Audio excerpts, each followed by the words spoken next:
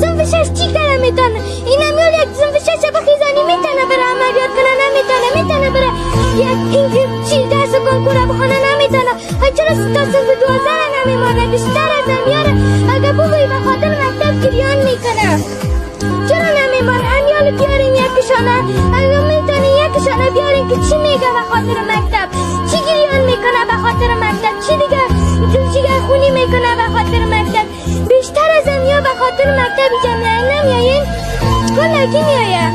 مصطفی چرا نمیمانن مکتب؟ ما حق داریم که مکتب بریم، تمام دخترها حق داره، چون که کلگیشان میرن باید برن مکتب. چرا نمیمانه؟ چرا در قرآن کریم هم نوشته نیست که 50% از دختر است 50% از بچه است؟ اگه کسی نمیفهمه باید قرآن کریم هم سعی کنن و دین اسلام هستن دیگه.